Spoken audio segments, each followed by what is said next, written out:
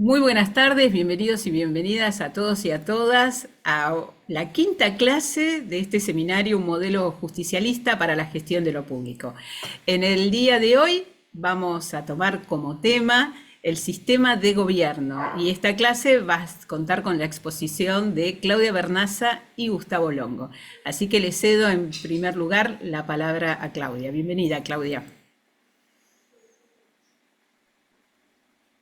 Hola, ¿cómo están? En mi caso, sobre este tema voy a hacer una suerte de presentación para dejar la mayor parte de la exposición a mi colega de tantos años, Gustavo Longo, también integrante de la Comisión Estado. Como tengo problemas de conectividad, yo voy a apagar mi cámara, esta vuelta, no sé cómo están ustedes, pero acá es Transilvania, les cuento, en La Plata y Citibel, es Transilvania, no se ve a 3 metros y supongo que eso tiene que ver con los problemas de conectividad, que eso influye en la conectividad, supongo. Dicho esto, voy a contarles que esta clase voy a compartir pantalla, permítanme, y apago mi pantalla. A ver, voy a hacer esta maniobra y empiezo la presentación.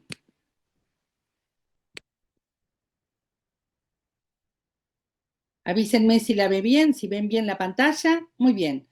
La charla de hoy va a estar muy centrada en lo que Gustavo y yo venimos estudiando hace muchos años junto con una colega, Sabrina Comoto, que son las capacidades estatales. Capacidades donde nosotros reunimos, a diferencia de otros enfoques teóricos, reunimos en un solo conjunto las capacidades de gobernar, o sea, de decidir, de formular un proyecto, de tener ideas acerca de un futuro y de formular un proyecto respecto de ese futuro, y las capacidades de gestionar, de hacer, de operativizar ese plan de gobierno. Esas capacidades de gobierno y gestión que reunimos como capacidades estatales, nosotros las hemos ordenado en 10 indicadores en un texto que ustedes tienen en el material de lectura, que es el texto Evaluando en clave pública, guía de indicadores e instrumentos para la medición de las capacidades estatales. Este texto, publicado oportunamente por Flaxo, eh, trató de seguir, como si dijéramos, las reglas del arte, en el sentido de hacer memorizable estas capacidades, dividiéndola en un número redondo capaz de poder ser memorizado y repetido, ¿no? Que son estos 10 indicadores. Yo ahora lo único que voy a hacer es presentarle esos 10 indicadores, decirle los títulos de estos indicadores e invitarlos enfáticamente a que lean la guía. Porque si no, estamos todo el tiempo diciendo como militantes, como personas que conversan sobre estos temas, hay que tener un Estado capaz. Pero un Estado capaz significa muchas cosas y tenemos que tener claro qué significa. No es decir capacidad por decirlo, no más. ¿Sí? Bueno, vamos a ver cómo hago. Ahí está, ahí pude pasar. ¿Cuándo un Estado es capaz? Vamos a empezar por definir capacidad estatal. Nosotros vamos a decir que un Estado es capaz cuando toma decisiones soberanas respecto del desarrollo y la integración social. Pero además de poder tomar estas decisiones soberanas, esas decisiones están sostenidas por un sistema tecnoburocrático acorde, no acorde al proyecto anterior, no acorde al siglo XIX, acorde a la situación y el momento donde vos estás tomando esas decisiones soberanas con las tecnologías de ese momento y la situación social y económica de ese momento. Entonces, implica soberanía, toma de decisiones y un sistema de respaldo que te haga, que te permita concretar lo que querés hacer. Esto implica una cantidad de capacidades referidas a formular el proyecto, a liderarlo, a transformar las instituciones, a conformar y conducir equipos, a comunicar, a motivar, a movilizar, entre otras. Por lo tanto, ustedes van a ver que en estas capacidades estatales, lo humano, las capacidades humanas, la capacidad de los equipos humanos, se hacen muy presentes. Y les voy a contar nuestra hipótesis. son estas capacidades humanas muchísimo más importantes que las innovaciones tecnológicas. Si bien les vamos a dar un lugar a estas innovaciones tecnológicas, vamos por lo que los seres humanos, desde su activismo político y de gestión, son capaces de hacer cuando forman parte del Estado. Cuando evaluamos estas capacidades, lo que vamos a mirar son resultados referidos a la búsqueda del bien común que decidió para sí un pueblo, ¿no? Un pueblo soberano a través de su Estado. Y por lo tanto, vamos a pedirle a ese Estado eficacia y eficiencia, pero no por sí mismas, sino en función de esos resultados. O sea, lo primero que tenemos que saber es qué esperamos hacer. Y después, a partir de lo que esperamos hacer, vamos por la eficacia y la eficiencia. Lo que les estoy diciendo es lo contrario de lo que está proponiendo Sturzenegger. Cuando Sturzenegger nos habla de la eficiencia que él está buscando, claro, ¿cómo no va a ser eficiente alguien que lo que hace es hacer que las cosas no existan? Entonces allí no hay posibilidad de equivocarse. Nosotros vamos a tratar de ser eficaces y eficientes, pero al mismo tiempo obteniendo resultados de bienestar. Por sí mismas, la eficacia y la eficiencia pueden obtener resultados contrarios a los valores de un cuerpo social. Me remito a la situación actual, digamos, ¿no? Donde van a ver que hay bastantes capacidades, pero la verdad que no están puestas en favor ni del desarrollo, ni de la inclusión social, ni de la obtención de resultados en estas dos materias, digamos. Bueno, como les decía recién, por un problema de memorización y siguiendo estándares internacionales, propusimos 10 indicadores. Están divididos en componentes, ustedes eso lo van a ver cuando entren a la guía, ¿no? Que está en el material de lectura. Esa guía es como que nosotros les estamos prestando anteojos para mirar el Estado. Esa guía ustedes la tienen que adaptar según se trate del Estado nacional, provincial o local, según se trate de oficinas del nivel central, de organismos autónomos, autárquicos o descentralizados. Según todo eso, de esos 10 indicadores y sus componentes, ustedes eligen cuáles quieren mirar. Entonces, en realidad, cuando uno analiza un Estado, un organismo, etcétera, tiene que tener en cuenta qué indicadores son los más adecuados para evaluarle la capacidad. Vamos por los 5 primeros. ¿Se me escucha bien, Paula? Porque tengo ruido familiar detrás. Se escucha perfecto, Claudia. Ah, bueno, si no iba y cantaba cuatro frescas acá en mi casa, ¿no? No digo nada, porque tengo acá un ruido juvenil atrás mío que ni les cuento. No, no vas a necesitar la represión que ejercí yo. Bueno. Bueno, les digo, los primeros 5 indicadores, y en este caso el orden de los factores sí altera el producto, o sea, están ordenados según un orden de prioridad, de jerarquía. El primer indicador es que tengamos un proyecto de gobierno. Un Estado es capaz si tiene un proyecto de gobierno, claro, si hay un plan de gobierno. A ver, uno puede decir, ¿Milei lo tiene? Claro que lo tiene. Lo que pasa es que ese plan, que es la propia destrucción del Estado que él gobierna, no está en el marco de decisiones soberanas para el bienestar de un pueblo. Entonces ya estamos hablando de otra cosa. Estamos hablando, como él bien lo define, de un topo, de alguien que coloniza una institución para destruirla. Nosotros igualmente hemos caído previo a Milei, esto siempre se los digo, nosotros teníamos problemas de gestión previo al fenómeno Milei, nosotros podemos tener un vacío. Y ha sucedido muchas veces tener un cierto vacío acerca de qué es lo que pretendíamos de cada área, y eso generaba enormes debilidades. Como también les digo, y para poner un caso cercano, el plan de vacunación de la última pandemia, durante la pandemia, fue un caso de un excelente plan de gobierno muy bien liderado, tanto en la provincia de Buenos Aires como en el Estado Nacional. Había plan, había decisiones y había todo un equipo de trabajo detrás de eso. ¿Qué quiero decir con esto? Que puede estar pasando al mismo tiempo, porque ustedes recuerden que el Estado es un escenario, no es un sujeto con una sola conducta, con un solo comportamiento.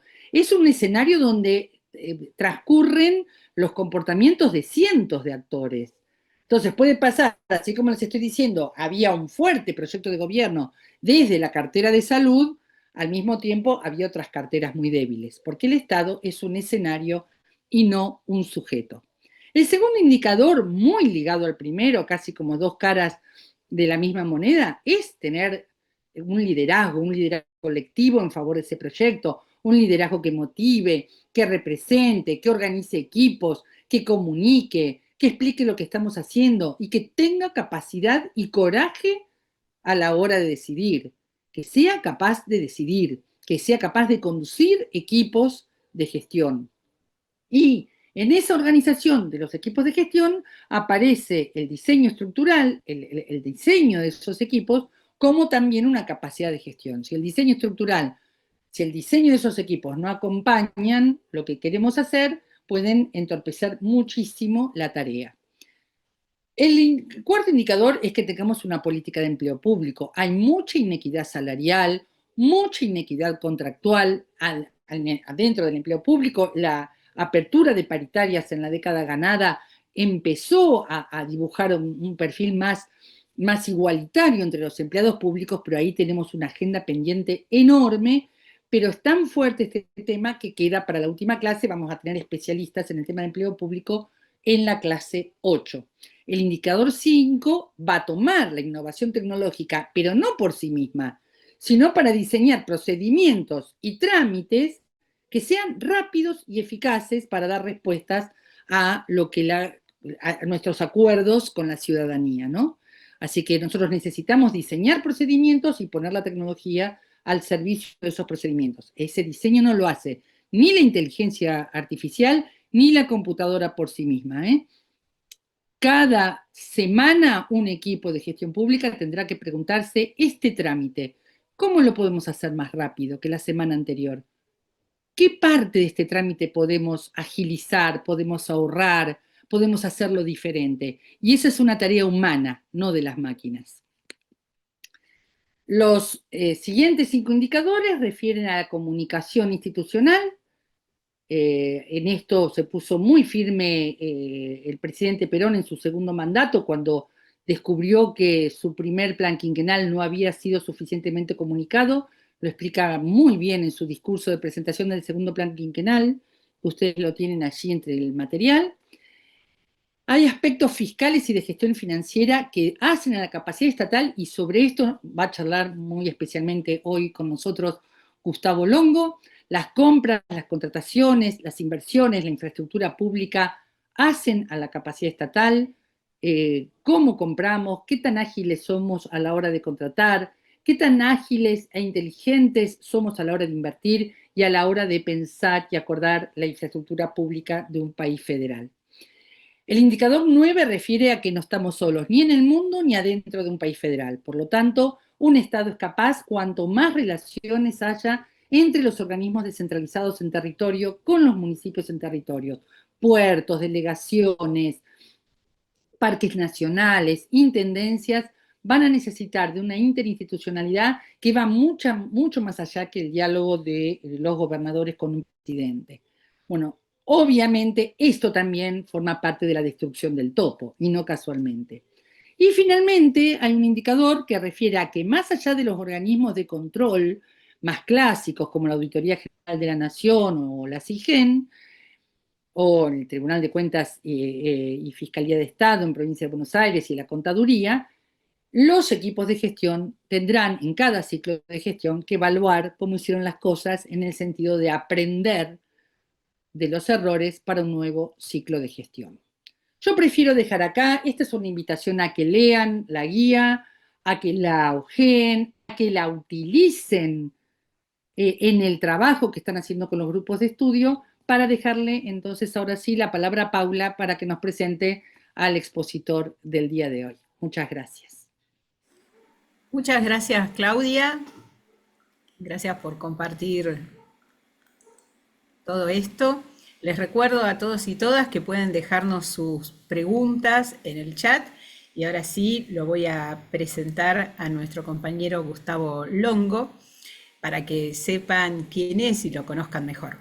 Gustavo es contador público nacional, magíster en evaluación de proyectos y cuenta con un proyecto de tesis aprobada pero sin defender en el doctorado de Administración, Política y Gobierno. Ha ejercido varios cargos de gestión en organismos provinciales y nacionales, tales como la Secretaría de Gestión Pública, PAMI, SENASA y el Ministerio de Economía. Actualmente es asesor en ARCA y docente universitario de...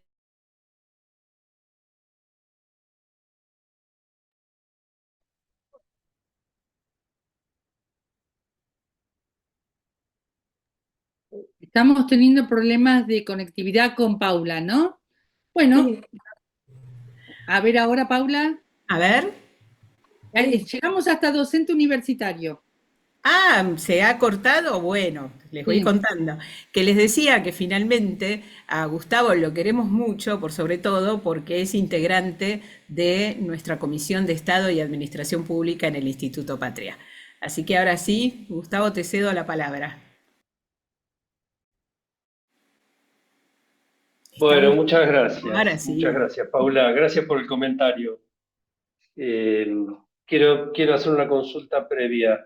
Según lo que habíamos charlado con Claudia, tengo alrededor de unos 20 minutos, un poco más que eso, entiendo, y El después año, habría como un ida y vuelta de preguntas y demás. así es, igual te cuento algo. Claudia ha utilizado menos tiempo, así que si llegaras el Claro, caso a necesitar más, no claro. habría inconveniente.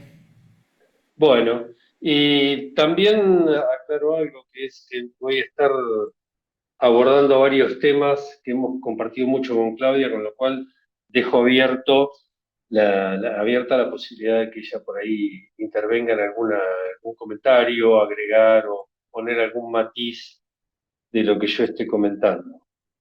Entonces,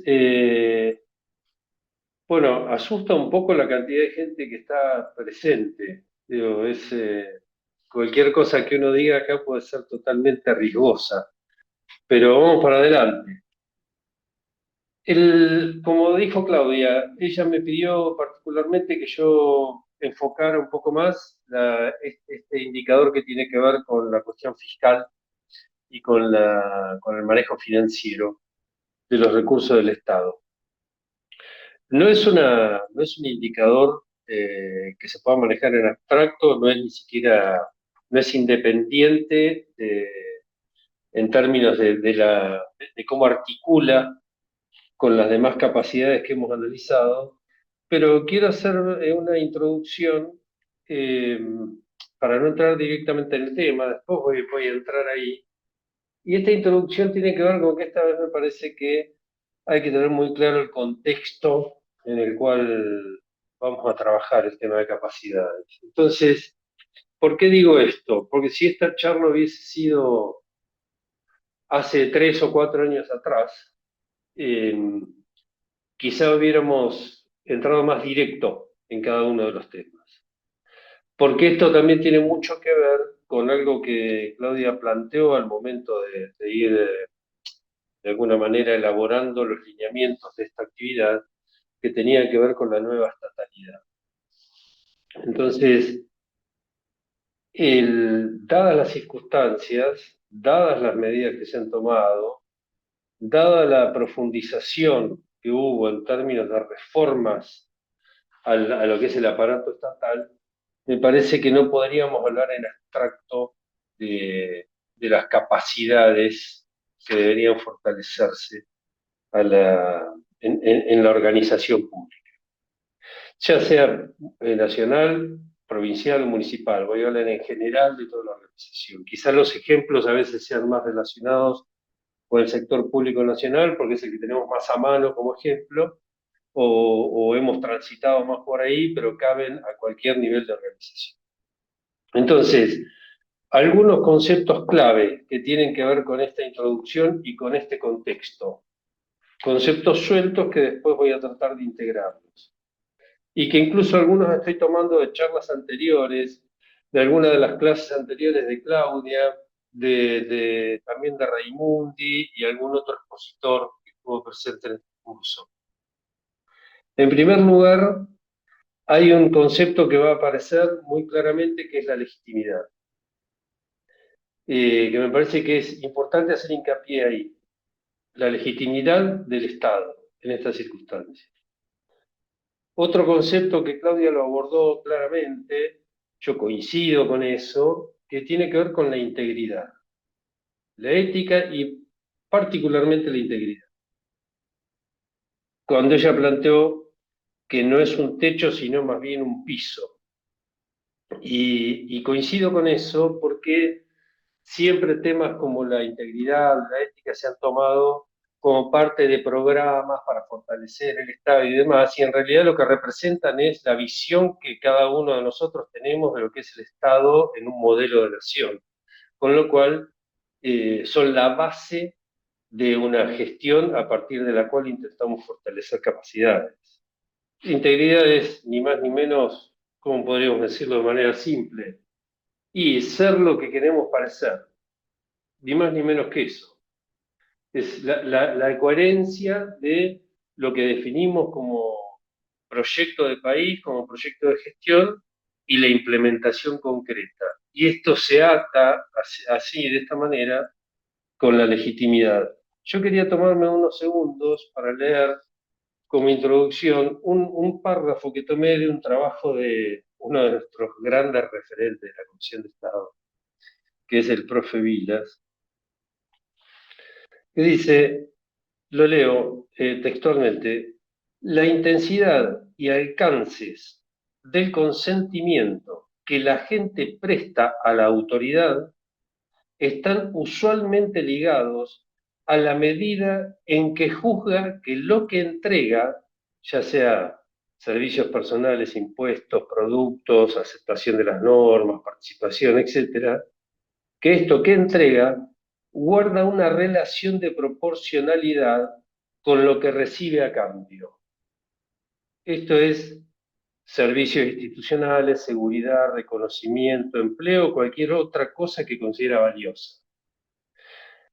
El acatamiento al poder estatal y al sistema legal goza de esta manera de legitimidad. Y el orden social es percibido como justo.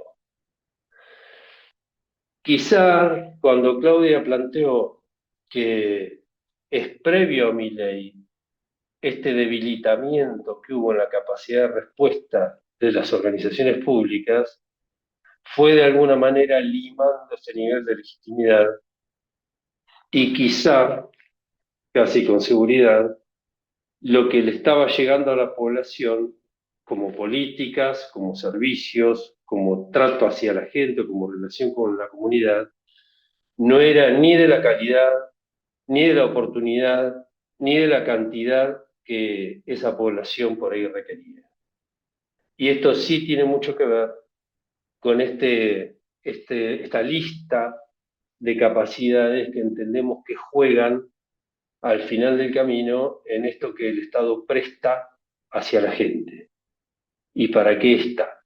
Entonces, el primer paso es, o el primer concepto, es trabajar, por lo menos en este caso, en mi conversación de hoy, cómo las capacidades, además de las mejoras necesarias que el Estado tiene que tener internamente, juegan en este nuevo proceso de volver a ganar legitimidad, que es lo que realmente se ha perdido.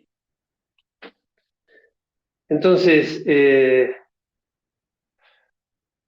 casi como que podríamos tener una primera conclusión, y eso nos da lo que en planeamiento siempre decimos, un buen análisis situacional, que creo que en este caso es mucho más necesario todavía.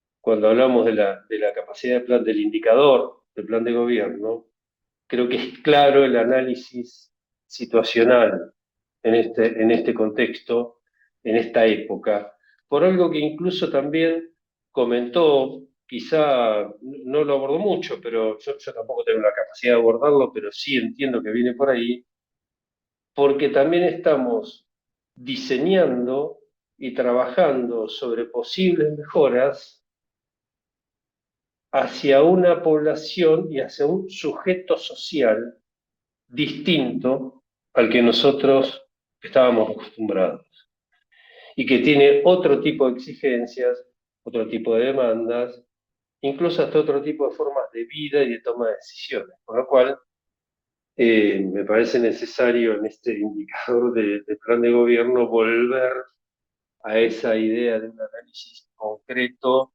para entender quién es la población y quiénes son las personas que esta vez nos van a quienes les vamos a pedir que generen una mayor legitimidad hacia lo que hacemos. ¿Por qué digo esto? ¿Y por qué dije que esta charla hubiera sido distinta hace 4 años atrás, 5 años atrás? Porque quizá la nueva estatalidad de la que nosotros estamos hablando arranca de pensar si va a haber Estado cuando empecemos a trabajar en estas reformas. Porque si este proceso se sostiene en el mediano o largo plazo, muy probablemente esté todo por hacer.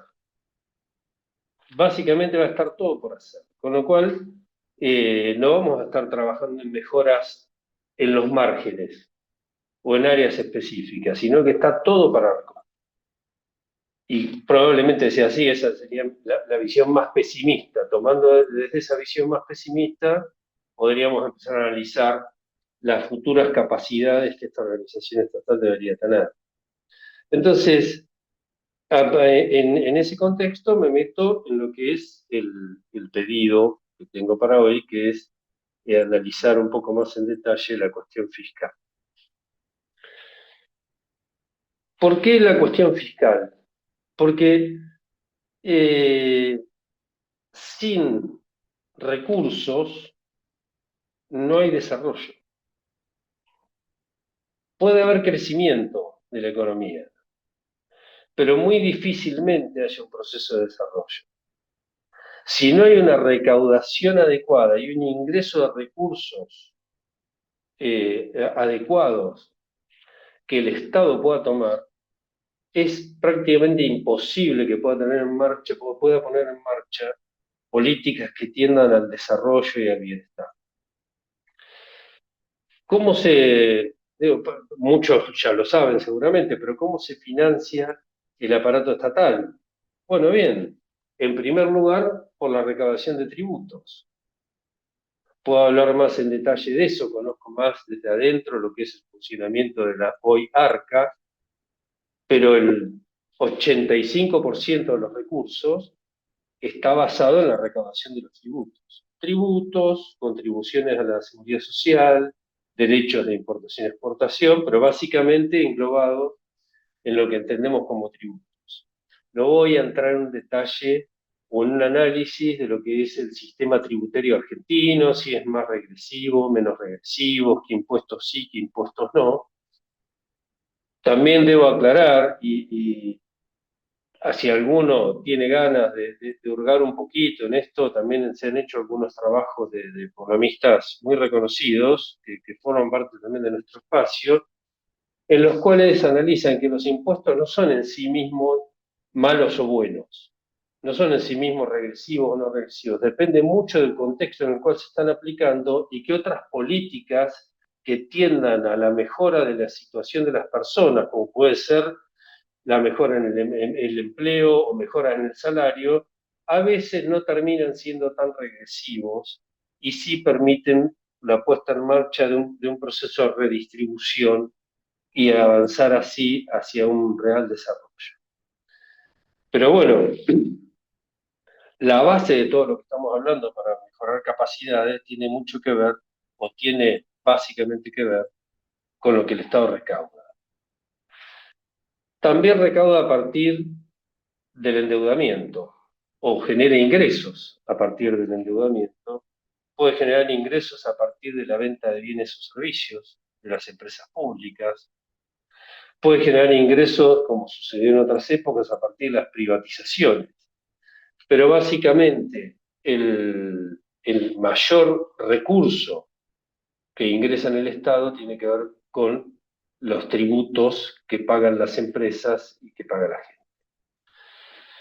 Por lo tanto, cuando nos planteamos esto, de vuelta tenemos que contextualizar, porque hoy la narrativa lo que está planteando es necesitamos ordenar las cuentas, eliminar el déficit, llegar a un superávit fiscal, que si después quieren también podemos trabajar más en detalle, cómo se calcula, cómo se define.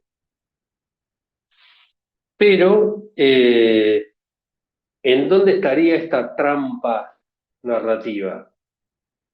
Que en paralelo, lo que se está promoviendo es el no pago de los tributos. Se considera héroes a quienes evaden, se consideran víctimas a quienes el Estado intenta cobrarles un tributo, independientemente del análisis del tributo. Insisto, no me voy a meter ahí, lo que estoy diciendo es esta relación de la gente o los contribuyentes, en este caso, con el Estado. Si la propia conducción de gobierno considera que la herramienta que tiene para llevar adelante el gobierno, que es el propio aparato estatal, es algo que molesta a la gente, que la invade, que es injusto y que no merece ser financiado a través de los impuestos, y que en todo caso quien no paga impuestos termina siendo un héroe, difícilmente ese aparato estatal cuente con los recursos necesarios para después generar una política de desarrollo. Por lo tanto, ¿en dónde estaría la trampa acá? Que es los organismos no funcionan bien porque no tienen recursos, o el organismo recaudador no funciona bien porque no recauda, pero en paralelo yo estoy diciendo no paguen. Por lo tanto, no estoy hablando solamente de una cuestión de mecanismo técnico en el cual uno debería decir la ex AFIP debería tener políticas más eficaces de, bueno, cómo evitar la evasión, cómo mejorar los controles, cómo llevar adelante la fiscalización, pero el valor que se está generando, valor en términos culturales, el valor, como en la escala de valores de la propia conducción, el no pago de impuestos se considera un valor. Entonces, es más fácil el trabajo de Sturzenegger, porque en definitiva, como bien decía en alguna clase anterior, intentan confundir al organismo con la falencia. Yo estoy diciendo que el organismo no recauda, por lo tanto el organismo no sirve. Estoy diciendo que el organismo no tiene recursos necesarios para afrontar políticas y es ineficiente, por lo tanto el organismo no sirve. Estoy induciendo una no recaudación y un desfinanciamiento para justificar que las organizaciones son ineficaces. Entonces acá no estamos en una discusión de conceptos, de qué es ineficacia, o qué es eficiencia, qué es eficacia, qué es ser transparente o qué es tener capacidad de respuesta. El tema es, yo te quiero eliminar. Así de simple. No hay eufemismos acá. No está trabajando bien, no me importa si puede haber mejoras internas. Lo que estoy diciendo es, este organismo no sirve. No aporta, no ayuda, no recauda, no tiene los recursos suficientes, con lo cual estamos ante una política extremadamente deliberada de reducción y de eliminación, porque la reducción podría ser racional y podrían encontrarse islas en las cuales hay ineficiencias e intentar mejorarlas, como se han hecho en un montón de intentos y de programas desde hace 40 años. El punto es que en este momento esa idea no está. Por eso digo que al momento en que nos pongamos a trabajar en esta nueva estatalidad, creo que va a estar todo por hacer, absolutamente todo. No vamos a estar trabajando en temas específicos y nada específico. Y creo que el primer paso para relacionar la cuestión fiscal, que es la variable independiente, si quieren, de este proceso, porque a partir de ahí derrama en todos los recursos que el Estado necesita para invertir, Si este proceso ya está debilitado, inevitablemente las organizaciones van a ir debilitándose. Y los recursos del Estado es muy probable que estén aplicándose a políticas muy directas de sostenimiento de algunos sectores, pero lo que no tengo duda es que no va a haber ningún tipo de inversión en temas que tengan que ver con el desarrollo. No hay ahí ninguna posibilidad, ninguna capacidad, ni hablar del endeudamiento, que por supuesto nos va a dejar también encorsetados en ese sentido. Por lo tanto, esto es como la primera, esta primera introducción. Y me parece clave esta cuestión, porque también estamos hablando de un modelo de Estado que básicamente, más allá de que sea un Estado presente, con capacidad de respuesta, un Estado necesario, imprescindible, eficaz, eficiente, etcétera, etcétera, básicamente tiene que ser justo en el trato hacia la comunidad. En cada una de las políticas tiene que ser justo. Entonces, todos los indicadores de capacidad que nosotros de alguna manera fuimos identificando deberían tender a esa política que esté imbuida de esa justicia en el tratamiento y que lo que la gente reciba sea lo que corresponde en oportunidad, en calidad y en todos los atributos que podamos poner, como términos generales. Lo cierro con una frase que fue del Papa Francisco en un trabajo que hizo relacionado con tema de AFIP en ese momento, en el cual planteó que no hay justicia social si no hay justicia fiscal. De alguna manera, anclando esta posibilidad de llevar adelante políticas que tiendan a la justicia social, si no hay precisamente un trato desde la recaudación y desde el ingreso de los recursos que se apliquen y que primero que sean justos en términos de a quienes le cae cada tributo o cada obligación, y segundo, que eso se transforme después en bienes o servicios que sean los adecuados para resolver situaciones y para, sobre todo, para invertir en política de crecimiento y de desarrollo. Cuando hablo de invertir me refiero a todos los sectores de política pública, desde educación, transporte, salud, seguridad, todos los sectores. En el trabajo que hicimos sobre la cuestión fiscal y financiera, nosotros identificamos ahí una relación entre lo que es el presupuesto público y el plan de gobierno. Si no hay una relación entre estos dos conceptos, es muy difícil que el plan de gobierno se traduzca en políticas concretas y sobre todo en resultados concretos.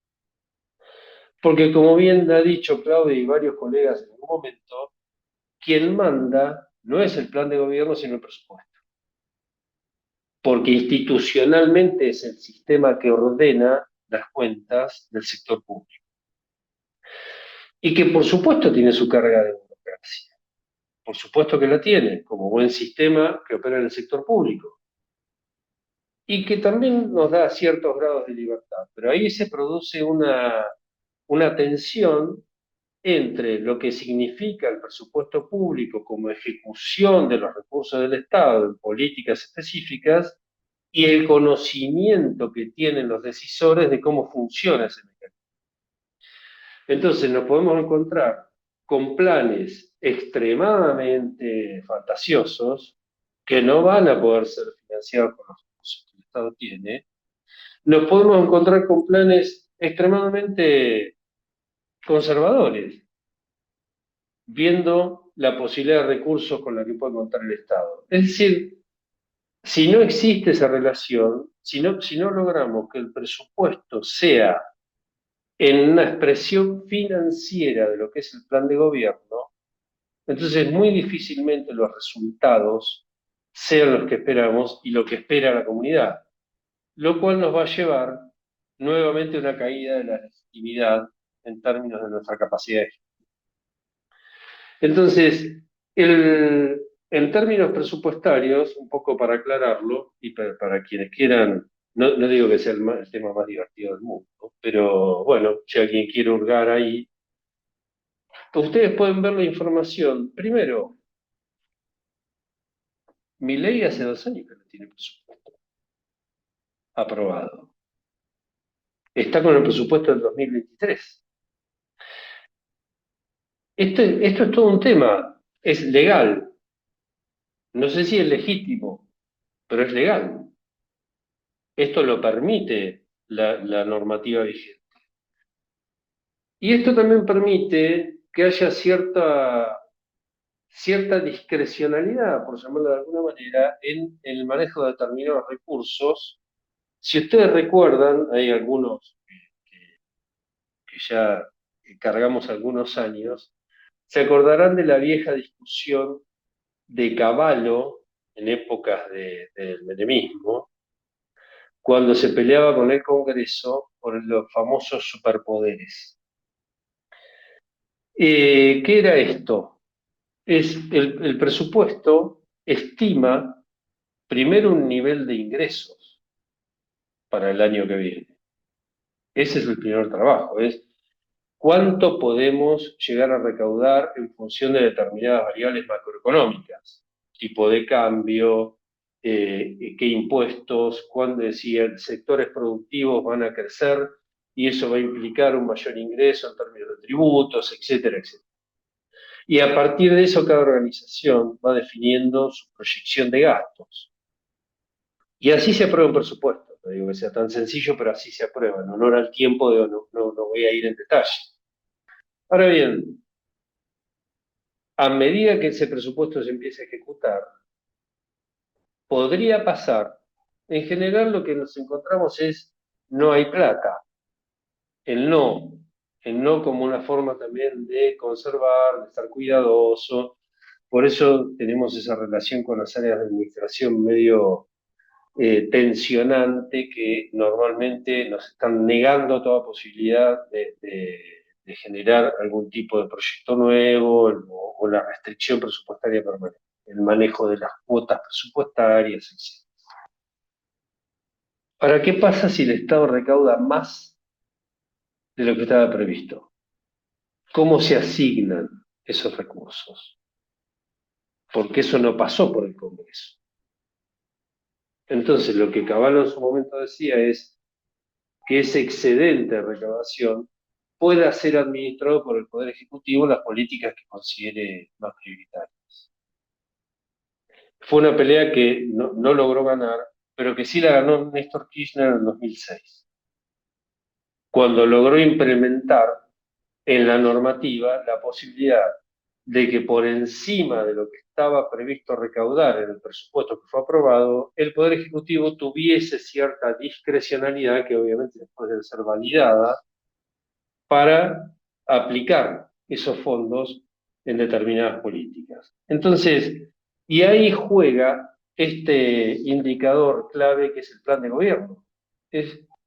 Si estamos teniendo un excedente, tenemos que tener claro también hacia dónde va a ir este excedente y qué tipo de políticas podemos generar. Pero bueno, cuando miramos los números presupuestarios, nos aparece ahí una discusión que es muy que podría ser hasta de tono periodístico, si se quiere, o que es más para los medios. Es el Estado asignó un X% a educación, asignó un X% a salud, un X% a seguridad y a cada uno de los sectores. Y discutimos el presupuesto que fue asignado a cada uno de estos sectores.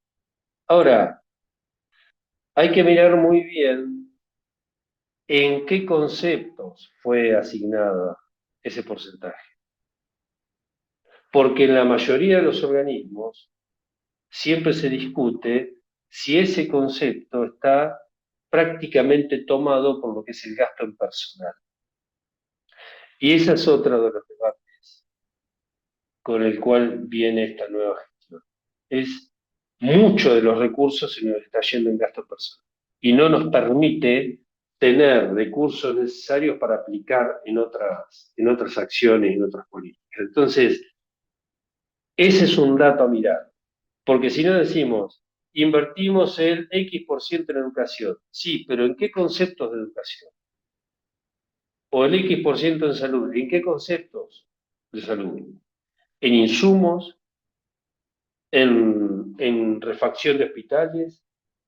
¿En sueldos? ¿En qué tipo de sueldos? O sea, ahí está un poco el debate en el momento del armado del plan de gobierno en cuáles van a ser los recursos con los que vamos a contar y cómo esos recursos nos van a dar un nivel de viabilidad aceptable para que ese plan de gobierno pueda ser realmente llevado adelante y que tenga un grado de éxito que es el que esperamos. Pero no, en general nunca va a ser lo suficientemente exitoso porque, como todos sabemos, hoy la agenda pública no la marca solamente quien va a conducir el Estado, sino que la marca los medios, la gente, las redes sociales y situaciones que puedan aparecer que no estaban previstas en la planificación.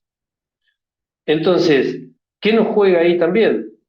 El liderazgo, que bien lo planteó Claudia, es qué capacidad de llevar adelante un proceso que vuelva a pensar en política de desarrollo en este contexto y con qué liderazgo, qué tipo de liderazgo, que entienda cómo se combina un plan de gobierno con los recursos con los que vamos a contar, cómo se van a asignar y a partir de ahí trabajar en todas las mejoras y áreas en cada uno de los organismos, ya sea los diseños de estructuras que estén acordes con lo que esperamos del plan de gobierno, los procedimientos que puedan ser de alguna manera viabilizados, simplificados. Y tengan en cuenta algo, acá seguramente a muchos de ustedes les pasa, es uno va o iba a hacer un trámite a cualquier organismo público y en el mismo organismo, cada vez que ibas a hacer el trámite, te pedían la misma documentación. Uno dice, bueno, no está bien. Y sí, no está bien porque además te genera todo un costo. Un costo en términos de si sos una empresa, ni hablar. Los mismos balances, los mismos estatutos, las mismas certificaciones. O sea, el Estado le generó mucho costo también en esta relación con la comunidad. Y por eso me pareció válido plantear este texto o este párrafo de Vilas respecto de ese nivel de reciprocidad. Difícilmente nos podamos quejar de la gente que por ahí no está conforme con el tratamiento que algunos organismos han tenido con ellos. Pero lo que sí es cierto en este momento es que esto se va a profundizar. El mayor temor, en mi caso por lo menos, no tiene tanto que ver con áreas que sean ineficientes, porque eso se corrige. La ineficacia se corrige. La capacidad de respuesta se puede revisar y se corrige. Se pueden poner procesos en marcha que tiendan a una mejor gestión. Pero nosotros estamos en un futuro, por lo menos de mediano plazo, de aumento de desocupación, de aumento de informalidad, de una nueva cultura que esta vez sí creo que llegó para quedarse. Esta es una opinión muy personal, pero creo que sí llegó para quedarse. Y en ese contexto, el convencimiento de esos sujetos sociales de que el Estado no sirve, va a profundizar esa falta de legitimidad. Entonces, es muy importante acá la estrategia para ver cómo trabajar en términos de cuáles van a ser las áreas críticas de mejora para que nuevamente este Estado se ponga en marcha, vuelva a fortalecerse y gane esos espacios de legitimidad que supo tener, que no son solamente en la declaración, no deberían ser solamente en la declaración ni en la normativa, deberían traducirse en cuestiones concretas.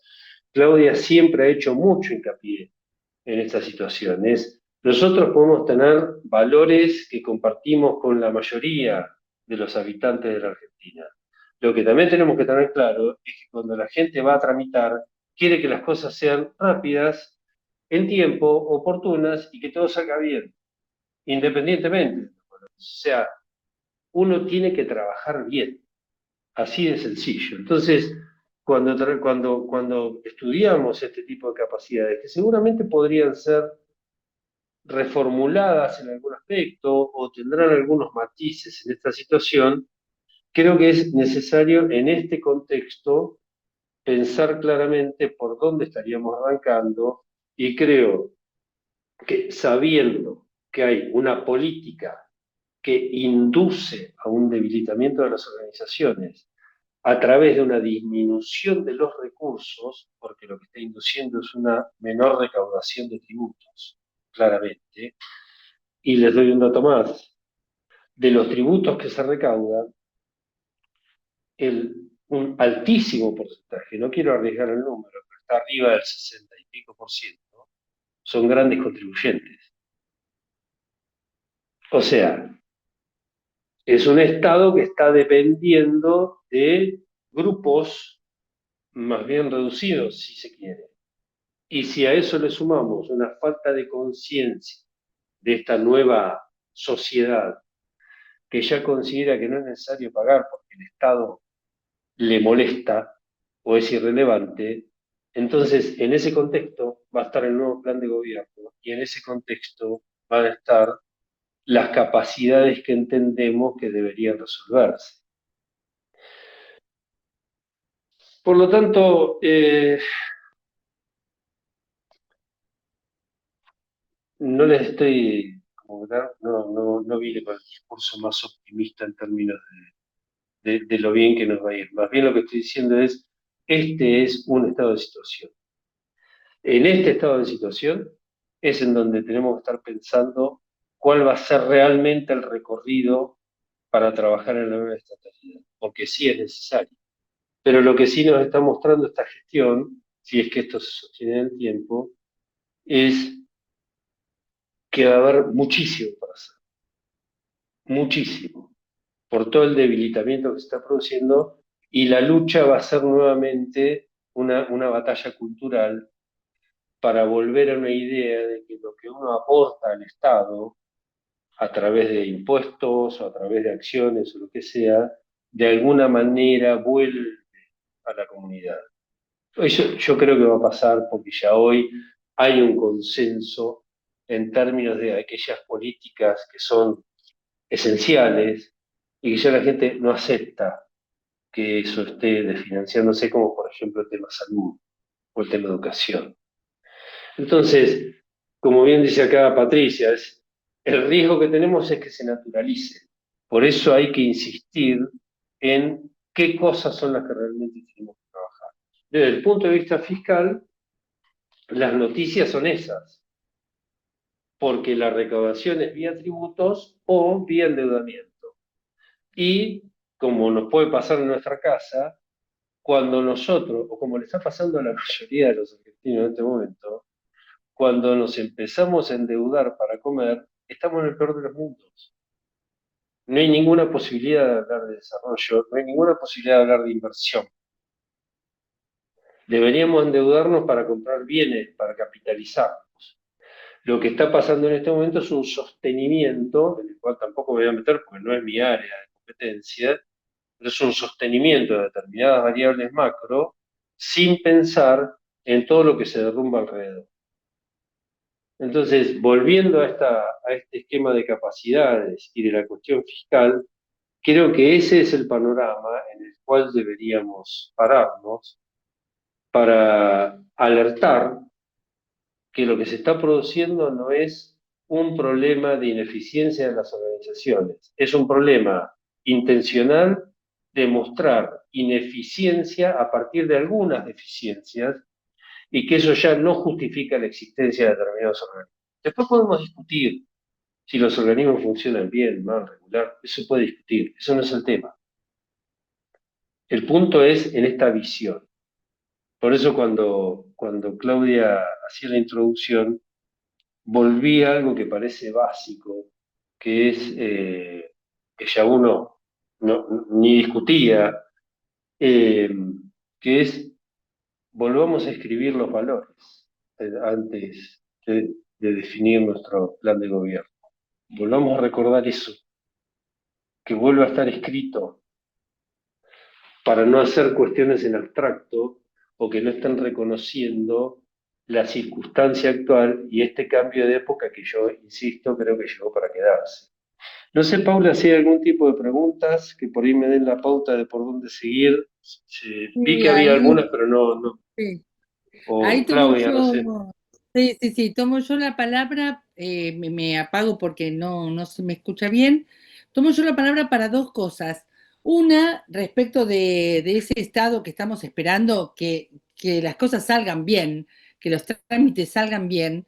Yo deudaba, y lo aprovecho como comentario por este enojo por la tramitación de la ciudadanía, que es previo a mi ley y que mi ley capitalizó. Quería tomar un comentario que se hizo en la clase pasada respecto de si no hay que investigar más por qué, cómo hacía las cosas la Fundación Evita.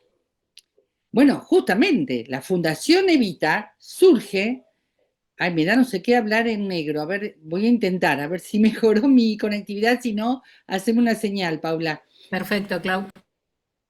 La Fundación Evita surge del enorme enojo que le atravesaba el cuerpo, el enorme enojo que tenía Eva Duarte de Perón respecto de las tramitaciones. Surge de ahí. Es más, ella se ocupa de hacer una organización por ley, en eso es muy parecida a Sarmiento. Sarmiento tenía también una voluntad respecto de la mejora del Estado enorme, tenían convicción, tenían plan de gobierno, y le estamos hablando de dos líderes políticos en las antípodas. Sarmiento dijo, yo quiero que la dirección de escuela sea así, y no quiero que se mezclen acá todos los negociados políticos que tienen ustedes. Así que al director de escuela se lo va a elegir así, y va a tener esta organización, bueno, no me voy a meter en eso, pero es un excelente modelo de organización en virtud de un proyecto educativo, la Dirección General de Escuelas de la provincia de Buenos Aires. Evita hizo lo mismo, yo tengo una urgencia, yo no puedo esperar los trámites del Estado. Entonces crea por ley la Fundación Evita y le sacaba plata hasta las piedras. Tenía que ponerse la CGT, tenían que ponerse los gremios, tenían que ponerse los empresarios, tenían que ponerse el Estado Nacional, los estados provinciales, llamaban los gobernadores, llamaban los intendentes, a todo el mundo le sacaba plata ahí en su oficina del Correo Argentino, ahí en el CCK. Por supuesto que después, ¿se acuerdan que les conté? Creo que en este seminario fue, que después Carrillo tuvo que decir, bueno, donde haga obras la Fundación Evita, nosotros no hacemos obras, ¿no? Porque medio que hasta se tropezaba con el plan sanitario de Ramón Carrillo. Pero ¿qué quiero decir con esto? Que ella encontró en una fundación como una organización externa a las reglamentaciones estatales que no lograban cambiarlas de un día para el otro por la cultura institucional que había, ella encontró en esa fundación la manera de eludir toda la trampa burocrática y de reglamentaciones que significaba el Estado.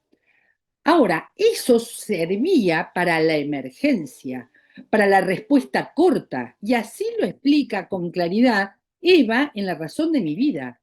La respuesta de largo aliento debía necesariamente transformar el Estado, y eso lo iba haciendo el presidente Perón. Tener plan de gobierno, tener un plan quinquenal, alinear el presupuesto al plan, empezar a ordenar un poco, en su carta a los funcionarios públicos él lo denuncia con claridad respecto a ordenar los trámites. Ahora, en la emergencia, ella iba por la fundación como una táctica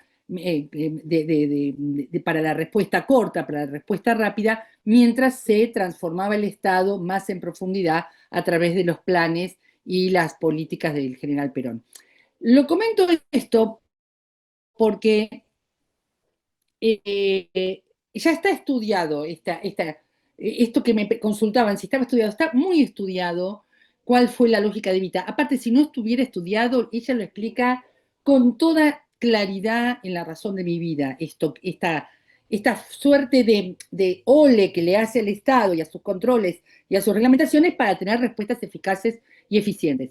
Ahora, si esa iba a ser la única manera de gestionar, nos quedábamos sin Estado. Ella dejaba las respuestas de largo aliento y las respuestas de desarrollo para el Estado, dentro del marco del Estado, y ella se quedaba solo con la emergencia. Lo tenía absolutamente claro. Ella apostaba al Estado, pero le retiraba la respuesta urgente de sus manos hasta tanto se mejorara el Estado.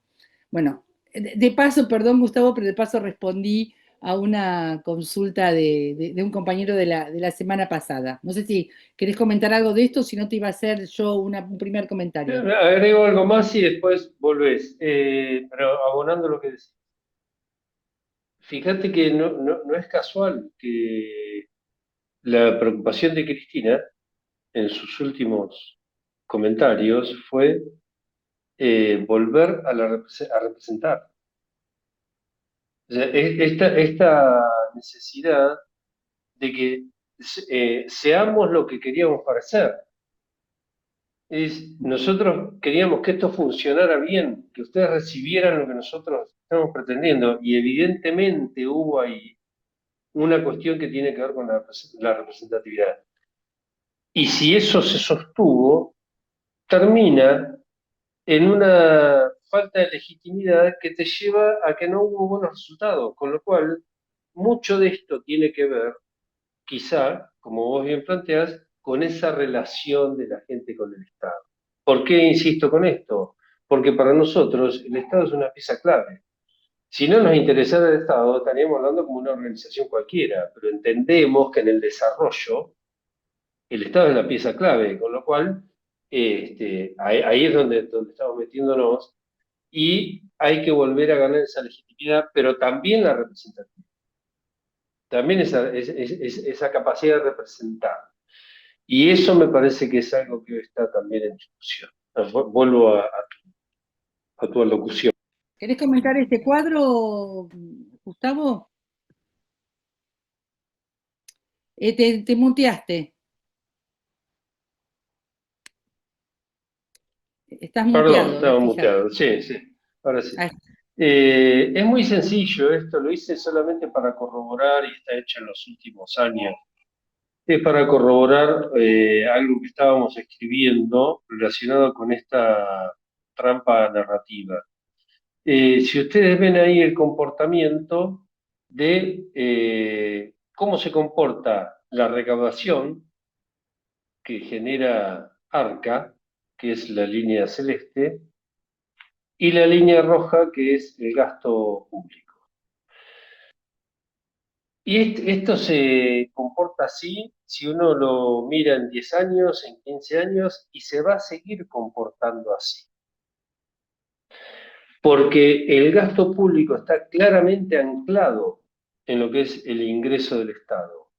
Y el ingreso del Estado, en un 80% aproximadamente, está entre tributos, tributos de los que quieran, ganancias, IVA, impuesto al cheque, bienes personales, todo lo que se le combustibles, etcétera, etcétera. No solamente eso, no es solamente el Estado Nacional, sino las propias provincias que reciben a partir de esto, a través de la coparticipación y de los aportes del Tesoro Nacional, el financiamiento para llevar adelante sus políticas. Entonces, si en el discurso, por eso, y la línea roja, la curva roja, lo que está marcando es, yo recaudo tanto, puedo gastar esto. ¿En dónde está la diferencia para crecer? En este caso está en el endeudamiento. Es en donde se genera el otro ingreso. que no está marcado en este cuadro. Acá es solamente la recaudación de tributos y de contribuciones de la seguridad social. No hay acá el endeudamiento. Entonces, el gasto público es claramente dependiente de lo que ingresa el Estado. El gasto público nacional y el provincial y el municipal, a través de la coparticipación. Así que, si esto no quiere decir que uno indiscriminadamente esté presionando a los contribuyentes para cobrar más impuestos, que por ahí a veces son, como bien decía Francisco, injustos. Esto tiene que ver más con una concepción y una legitimidad que gana el Estado, como bien dice el texto de Vila, es, yo sé que si aporto a través de los tributos, esto lo recibo en lo que podemos entender como un valor público. No es solamente el hecho de que el Estado redistribuya. Lo miro después en rutas, lo miro en mejores hospitales, lo miro en mejor educación o en trámites más rápidos o menor costo para tramitar. O sea, mejora mi relación con las oficinas públicas, que no es poco. Si ustedes piensan en los niveles municipales, es donde más se ve la buena o mala relación, porque están ahí, a la vuelta de la esquina. Uno está permanentemente relacionado con la oficina pública y va y consulta y se pelea, o sea, y el otro da la cara en ese nivel. Entonces, es hasta esa relación. El punto es, está claramente anclado. ¿Qué sucede si baja la recaudación? En la narrativa actual, diríamos, Arca es ineficiente, no está controlando bien. Entonces, hay que mirar ahí esa ineficiencia y echemos gente, eliminemos áreas, busquemos una reducción de gasto. Perfecto, eso se puede hacer si queremos ser más eficientes. Tranquilamente puede hacerse. Nadie dice que es el 100% de eficiencia. El problema es que la propia conducción del gobierno, que es la conducción del organismo que le financia el funcionamiento del Estado, le está diciendo a la gente, el Estado los maltrata, qué bueno que evaden, son héroes, no paguen, no paguen, no es necesario, este Estado no sirve, hay que eliminarlo. A partir de ahí, lo que va a pasar es que probablemente disminuya la recaudación. Y la trampa es que la culpa no va a ser del discurso, de la narrativa, sino del propio organismo que administra esa recaudación, que es la política que se está aplicando en este momento. ¿Por qué? Si ustedes recuerdan, bueno, la flexibilización de controles para los depósitos en dólares, la restricción hacia los organismos recaudadores para manejar mejor información, para poder trabajar mejor con la información, la restricción para generar medidas de fiscalización, lo que hace es debilitar la capacidad de eliminar la evasión, o de por lo menos pelear contra la evasión. Estoy dando el ejemplo de Arca, ¿no? Que es la base de los ingresos del Estado. Entonces, si yo debilito esas capacidades, lo que necesariamente va a pasar es que la recaudación va a bajar.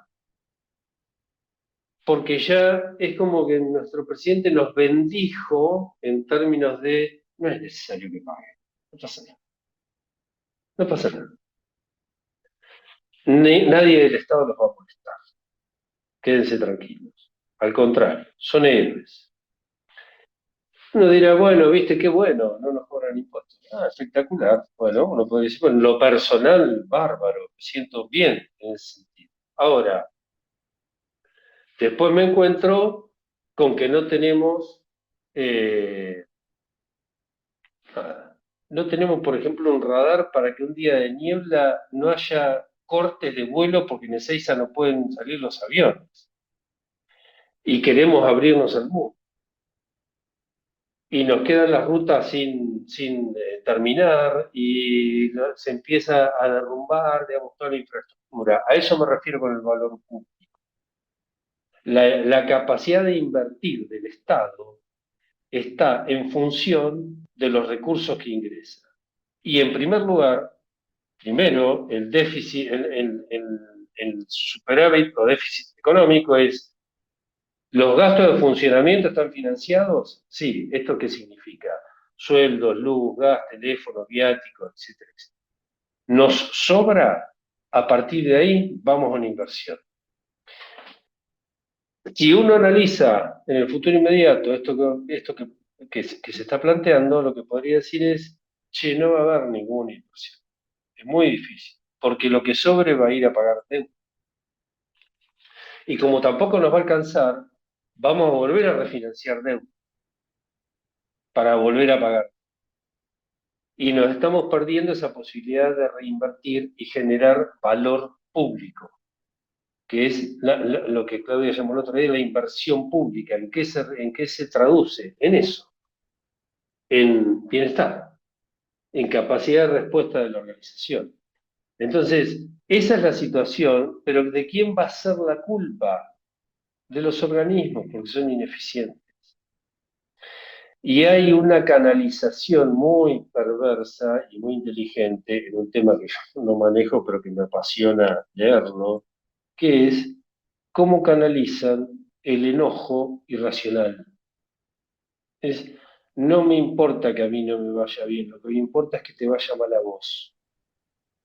Entonces, si eliminaron el organismo, buenísimo. Si echaron gente, qué bueno, siguen ganando adeptos. Bueno, parece ser que ahora eso está de alguna manera este, perdiéndose y ya hay una mayor conciencia por lo que uno escucha, ¿no? Alguien decía el otro día una frase que me causó gracia, pero que también creo que tiene algo de certeza, que es, ya uno se empieza a cansar de la vulgaridad en el discurso. Ya esa vulgaridad antes estaba relacionada con algo que uno podía considerar temperamento. Pero ahora, hablar de que los organismos no sirven, de que la gente son los estafadores, que son los inservibles, ya no está relacionado con ninguna situación en particular. Es simplemente una agresión hacia la organización pública. Entonces, hay algo de cierto en eso de...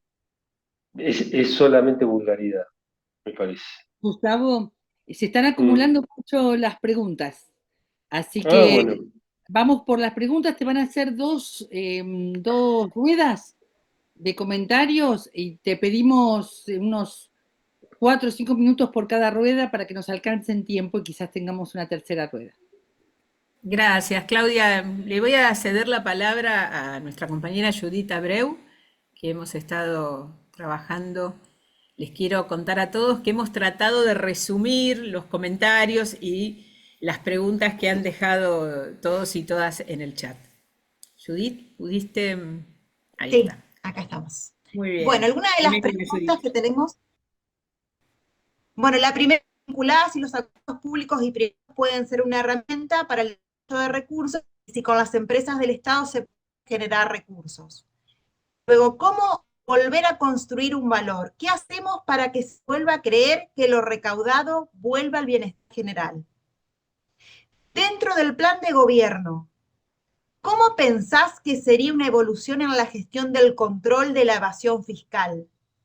¿Serían necesarias nuevas leyes a proponer? ¿La nueva estatalidad consistiría en plantear los fines para reconstruir comunidad, para luego planificar lo fiscal?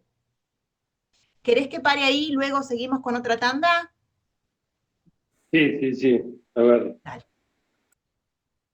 En términos de los acuerdos público-privados, es en teoría algo muy interesante. Macri intentó hacerlo, no funcionó. No funcionó. Yo no sé si funcionaría en un país como la Argentina, la verdad. No conozco experiencias en lo que esto haya funcionado, porque en la única experiencia que he podido investigar sobre eso y que la estudié, nunca lograron que la empresa privada hiciera la inversión que tenía que hacer. Y es lógico, porque con las tasas que yo gano hoy en dólares, ¿por qué voy a invertir en un emprendimiento público para esperar una rentabilidad dentro de 5 o 6 años, con todo lo que me implica en términos operativos, el riesgo empresario y demás, y con todo el riesgo que me implica para cualquier inversor en la Argentina, inversor externo en la Argentina, que también pueda haber un cambio de gobierno. Entonces, o sea, en teoría puede ser algo muy interesante, pero no sé dónde funcionaría eso. En realidad yo un modelo que vi, que en ese momento me parecía muy positivo, era el modelo australiano, que es el Estado hacía toda la inversión en investigación y desarrollo y en tecnología y le cedía a los privados el producto de esa investigación. Entonces ahí generaba la relación público-privada, pero ya con el producto elaborado, pero no en lo que se pensó acá, que era fundamentalmente el tema de obra pública. No lo veo, personalmente no lo veo. Después, en términos de control fiscal, de uno de los compañeros o compañeras que consultó sobre eso, cómo mejorar el control fiscal. A ver,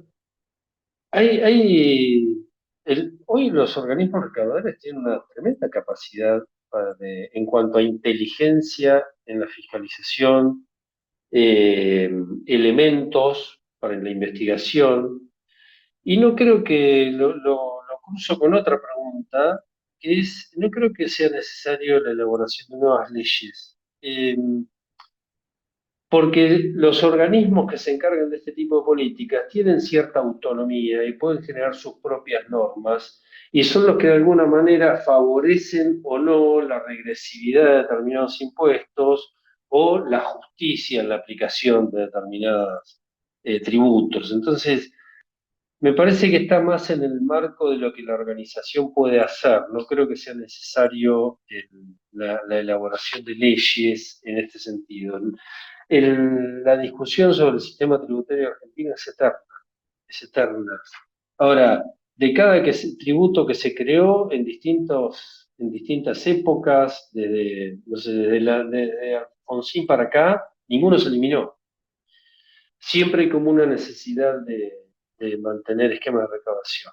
Entonces creo que la ineficiencia o la falta de capacidades o la inteligencia estaría más en la administración propiamente, en las organizaciones. Así que no lo veo por el lado de las... Y creo que tiene la capacidad, creo que yo la tiene. Quizás no está explotada al 100%. Y lo que es muy difícil es luchar contra la cuestión cultural, sobre todo cuando está avalada por otros poderes y por el propio Estado. Ahí tenemos más un problema de actores, de análisis de actores, diríamos, en planificación. Es qué intereses y qué poder de fuego tiene cada uno de los actores con los cuales estamos interactuando. Nueva estatalidad, fines. No entendí bien esa pregunta, Judith. Si podés. Sí, si preguntaron por esta nueva estatalidad, si consistiría en plantear, en definitiva, los fines para reconstruir comunidad y luego planificar lo fiscal.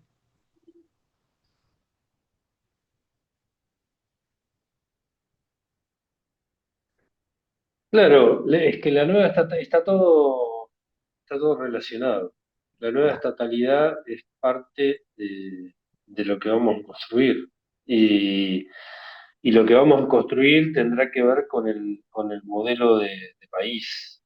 Y tendrá que ver con valores y con fines determinados, pero va a ser un proceso más que difícil. Creo que sí es importante establecer esos fines y entiendo que los estás planteando como objetivos generales y que son los que nos van a guiar.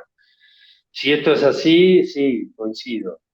Si no, vamos a terminar reproduciendo nuevas organizaciones sin capacidad de respuesta y con áreas de ineficiencia que nuevamente nos van a poner en la discusión, atendiendo a algo que para mí en este momento es clave, que no es mi tema de especialidad, pero que sí es clave en términos de analizar viabilidad, que es, estamos ante nuevos actores, con mucha menos capacidad de contribución en términos de poder financiar el funcionamiento del Estado, y con otra visión de las cosas.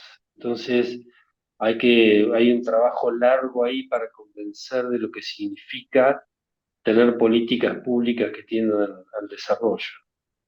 Quedó una pregunta, que era la segunda, que no alcancé a anotarla, que me parece que esa la perdí. Era, sí, vinculado a cómo construir un valor. ¿Qué hacemos que se vuelva a creer que el Estado vuelve al bienestar?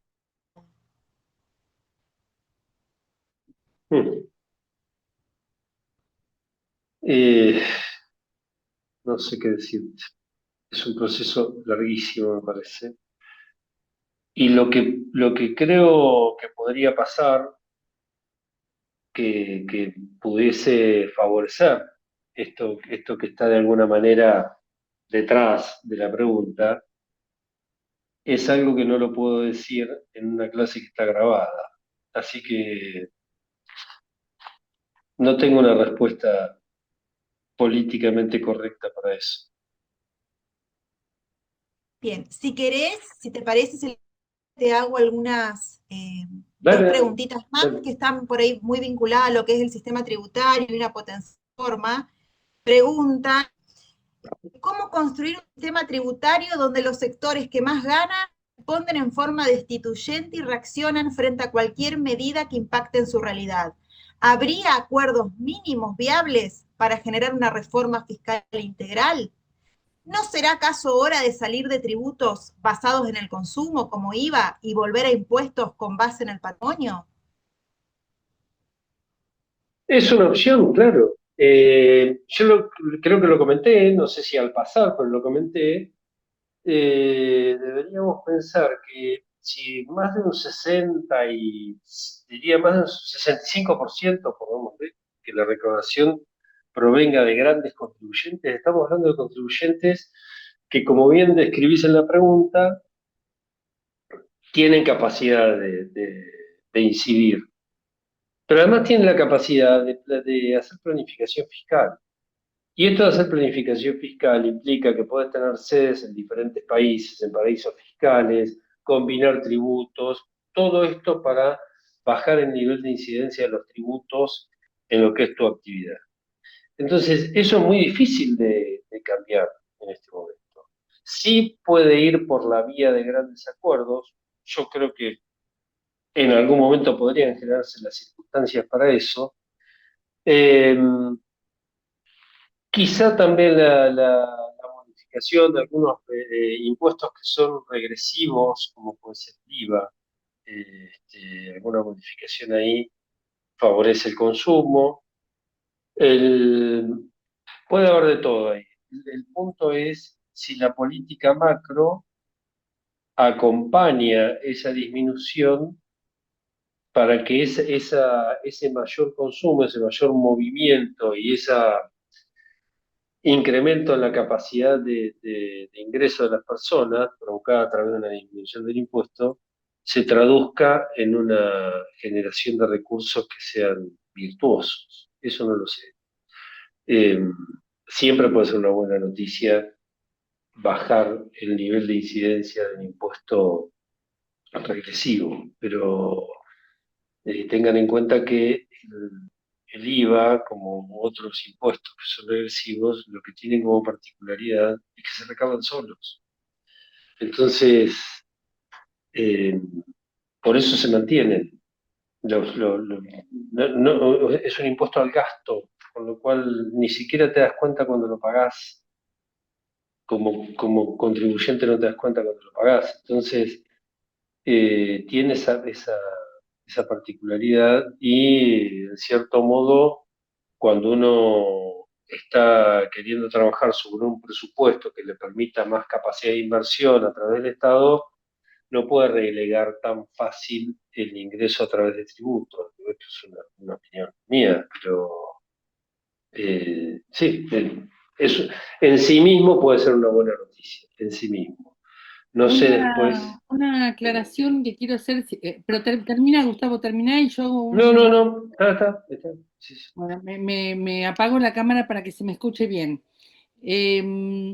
Hay varios comentarios en el chat referidos al grado de informalidad que hay en este momento y por lo tanto la cantidad de intercambios económicos de compras en comercios donde el IVA después no va a donde tiene que ir porque son todos intercambios en negro.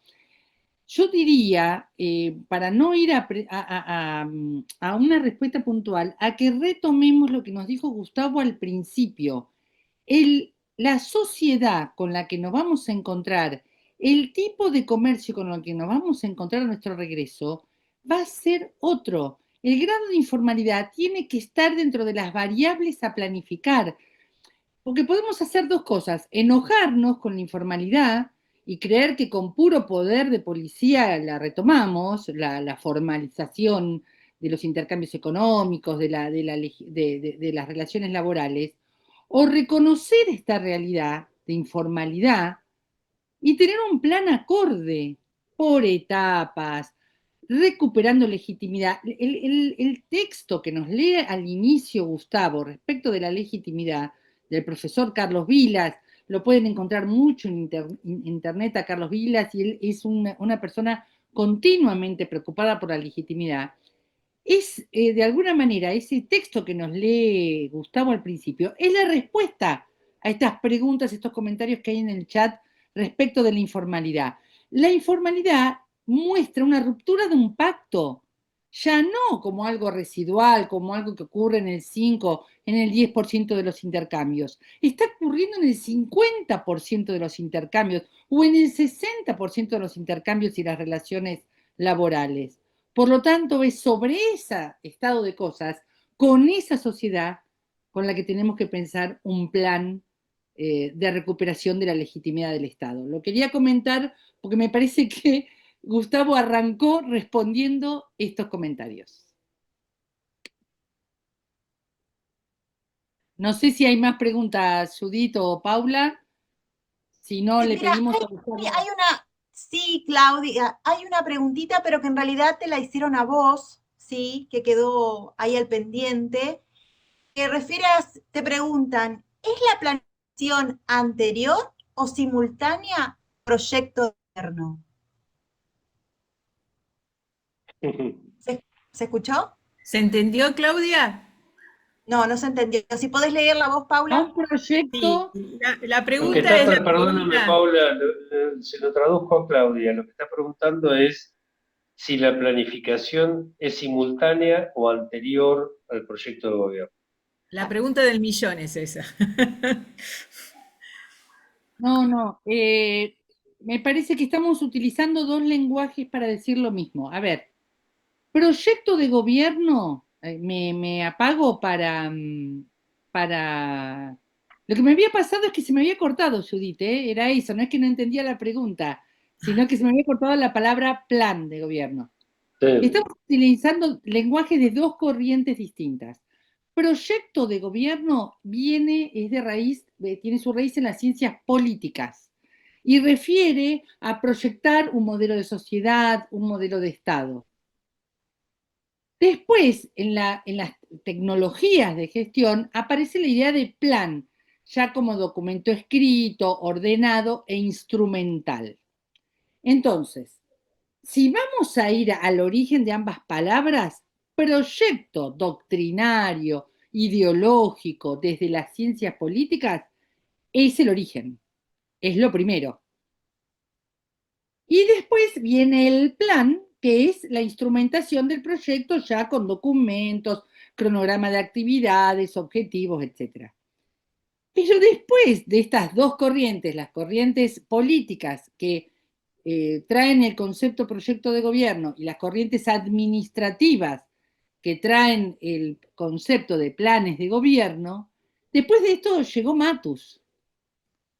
Y Matus dijo, miren, la verdad que no hay plan instrumental que no contenga al mismo tiempo, que no sea al mismo tiempo un proyecto de gobierno.